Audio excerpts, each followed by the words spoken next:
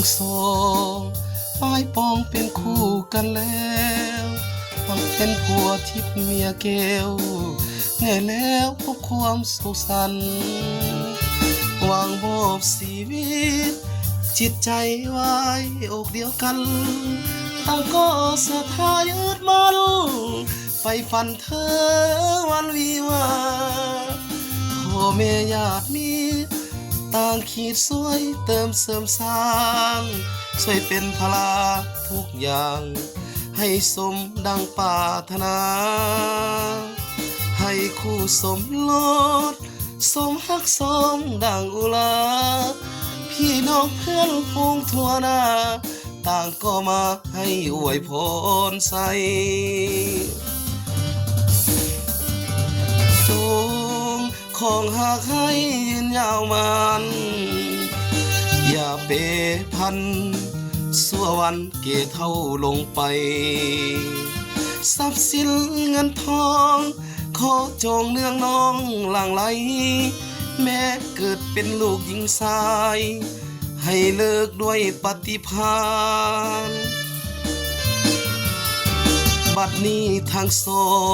งสมปองเป็นคู่กันแล้วได้เป็นผัวทิพย์เมียแก้ว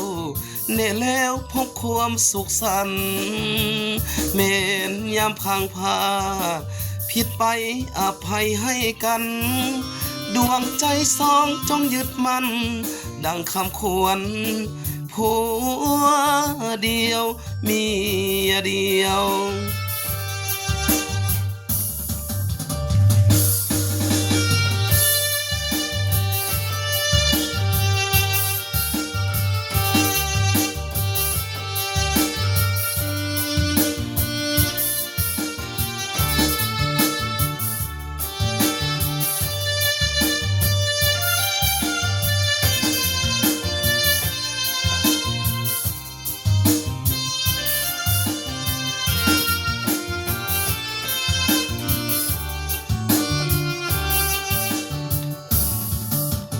จงขอยืนยาวมันอย่าเปพันสัววันเกเท่าลงไปทรัพย์สินเงินทอง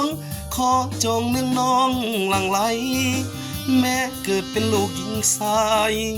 ให้เลิกด้วยปฏิภาณบัดนี้ทั้งสองสมปองเป็นคู่กันแล้วได้เป็นผัวทิพย์เมียแก้วแน่แล้วพบความสุขสันต์แม้นยามพังพาผิดไปอภัยให้กันดวงใจสองจงยืดมั่นดังคำควรผัวเดียวเมียเดียว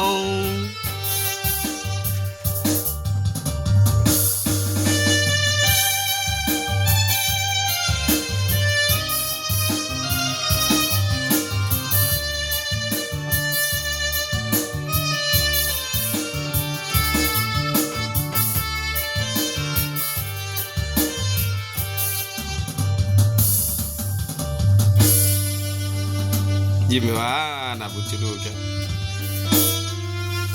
สาวบุญโฮมมาดูเอาเป็นยังเฮ็ดไป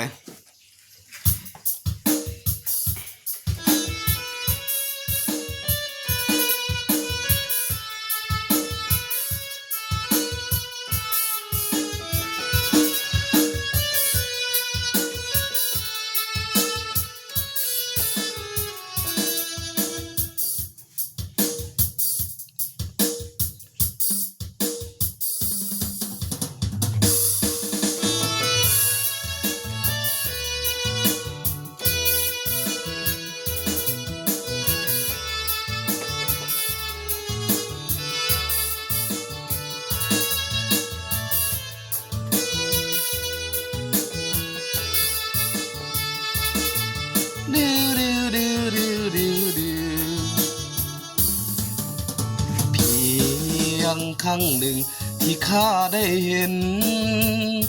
สนใจบ่เว้นได้เห็นสาวเมืองโพนโฮง น้องงามโสภาคงสร้างบุญมาจริงนำอยู่ทรงถ้าเปรียบน้องแล้วดังหงส์น้องงามสูงส่งลองฮักหน้าสมเพียงครั้งหนึ่งที่ข้าได้ไป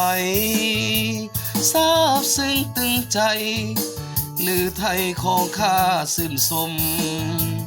อยากจะมาอยู่อยากเป็นเนื้อคู่สิ้นสุดพี่ลมบุญอายสร้างมาบ่สมจริงหลงโง่งมเพียงน้องคนงามโอ้น้ำใจสาวเมืองโพนหงแสนงามเลิศแล้วสูงส่งองค์อาจต้องวัฒนธรรมน้องสร้างบุญมาทำภาระกุศลมากลำศาสตร์นี้น้องจริงงามคำสวยเลิศล้ำยิ่งกว่าจันทราเพียงครั้งหนึ่งบอกขอลืมลงคิดว่าอายคงได้หาความหักกรุณาหากน้องปาลีบอกขอนายนี้หากน้องเท่าฟ้าจะสืบสู่บูชาหากน้องแก้วตาหากข้าเถิดเอ่ยสลับอีกสาวทงสงการกำลังจับคอร์ดเนาะจับคอร์ดแล้วก็สโลว์ต้นสโลว์กลางซอยยังบ่ได้เพียกับสโลว์วัดใต้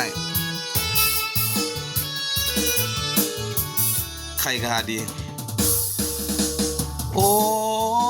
น้ำใจสาวเมืองโพนโฮมแสนงามเลิศแล้วสูงส่งองค์อาจต้องวัฒนธรรมน้องสร้างบุญมาทำภาระกุศลมากลำศาสตร์นี้น้องจริงงามคำสวยเลิศล้ำยิ่งกว่าจันทราเพียงครั้งหนึ่งบอกขอลืมลงคิดว่าอายคงได้หาความหักกรุณาหากน้องไปถ้าอายแลนนี้ขอให้ฟ้าผ่าจะสื่อสู่บูชาขอน้องแก้วตาหากข้าเถิดเอ่ย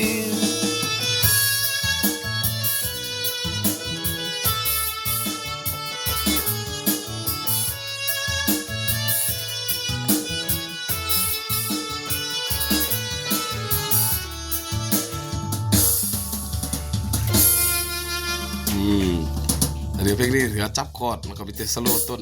มืออื่นมันเริ่มเข้าสโลว์กลางซอย